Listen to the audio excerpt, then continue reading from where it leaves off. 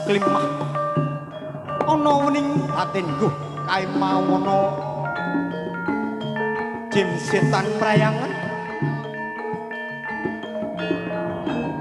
ilu-ilu panas pati mertandani ana padepokan kene mau arep ana pagebluk kang aran Pagebluk Mayangkara esuk loro sore tumekaning pati sore loro esuk tumekaning pralaya duh Gusti ingkang maha kuwasa paringana kedah margi bundi ingkang badhe kula lampahi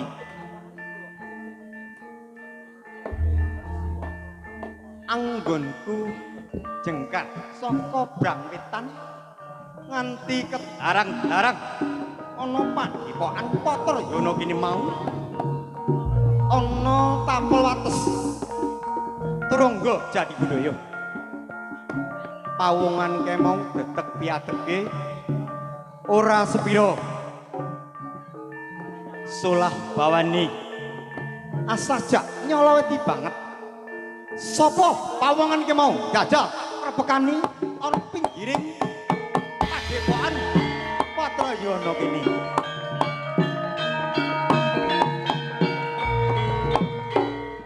duh bisa jadi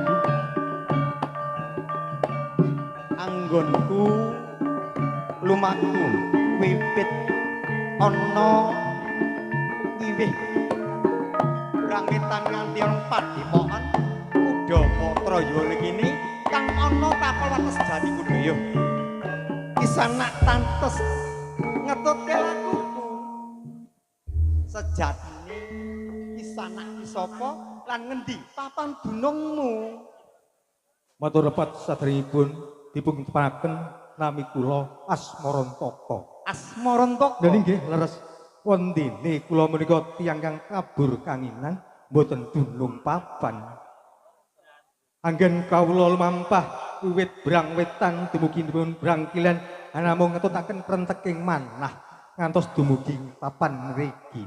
Oh ngono. Iya kaleresan. Aku tak takon nggih aja nganti gede atimu ya.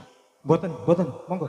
Sejatine kisah anak sapa lan ngendi papan dunungmu kok nganti kelarang-larang ana padepokan Kuda Patrayana iki.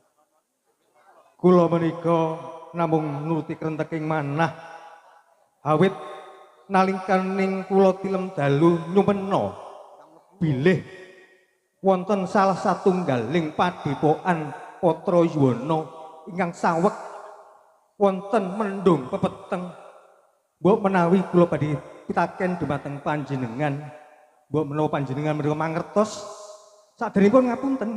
Iya. Kula kok dereng panuh kalian panjenengan punika sinten? Yen kowe tambuh marang aku, Nggih. Aku Pulunggana. Oh, Pulunggana. Ya padha slirane tanpa dangka, tanpa wayang. Ya ngene wae. Nggih. Anggonku lumajar wiwit brang kidul kamu seklimah sak nduring padepokan Kuda Patrayana. Ana cahya cemorot sak sadolaning kang cumondhok sak durung Kuda Patrayana kene.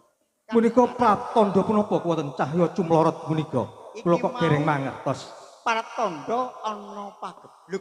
Pagebluk Kang aran Pagebluk Mayangkara. Pagebluk Mayangkara pisan. Menika punapa?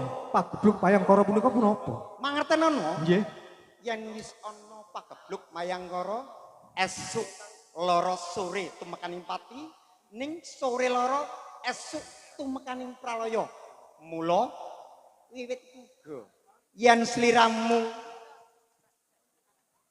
arep nderekne aku iki mapan kebeneran ana padepokan kene ana salah satu pagebluk mau iso sirna sak nduring padepokan Kuda Patrayana yen wis ana salah sawijining gambuh.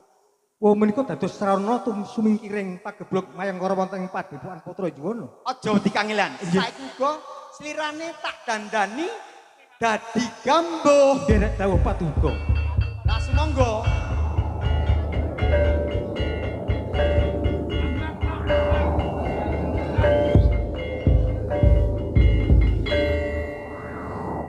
Kisana Asmarantaka saiki slirane wis tak dandani singkone ayo bareng-bareng nyenyun marang Gusti kang akare jagat saisine muga-muga pagebluk musa semingkir saka sak nduring padepokan Kudapatrayani yen ngono Purbawasesa padepokan tak pasrahne sliramu gambuh aku tak ketote lakuku ana nduring padepokan muga-muga kalisa sambe kala cukup semene gambuh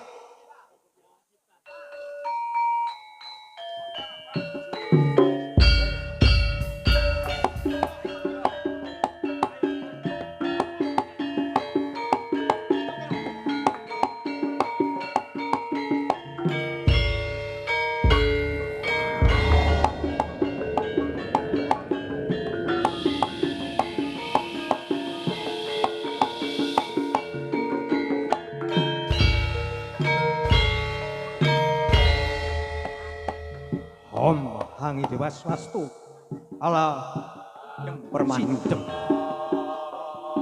manengku puja ngarsaning Bathara kang akarya jagat amuhu kersaning Bathara kinarya bekti mugya kepareng panyuwunan titah ingkang badhe mujudaken Prabu Dumilaing Wasana keprabon padepokan Kudapatrayana amiwiti kukusing sekar gumulun rupa angon warung oh angkilas maswalang sistem titah awata yang moho suci ingkang badhe gadah panyuwun kasuksenan jagat utan jagat lur jagat lor jagat budi mandening saka panguwasaning Bathara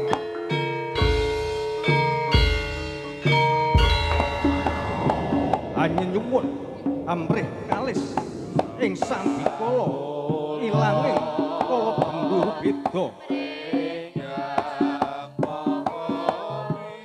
sumingkir agawe padhang jagat Patrayana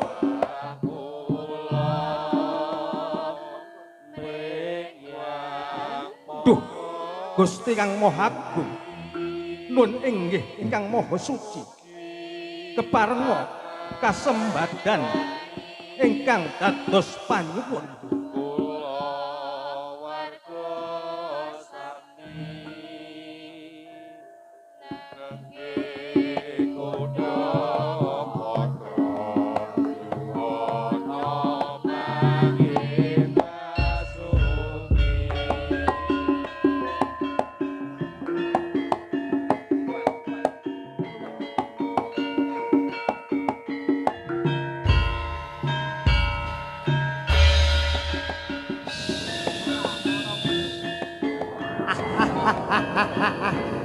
yer gambuh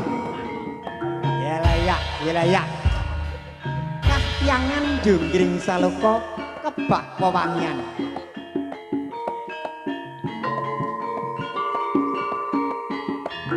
aku ngerti apa dadi kekeramu yer muga-muga kalisa ing sambikala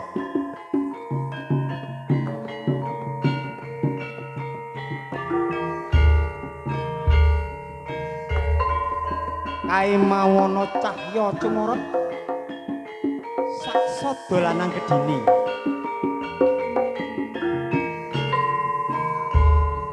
ya awujud pecut samandiman ya engko tak kanthi pecut samandiman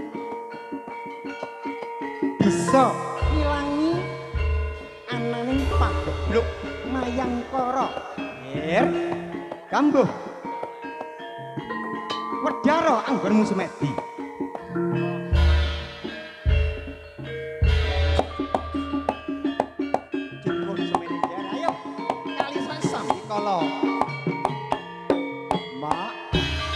Kak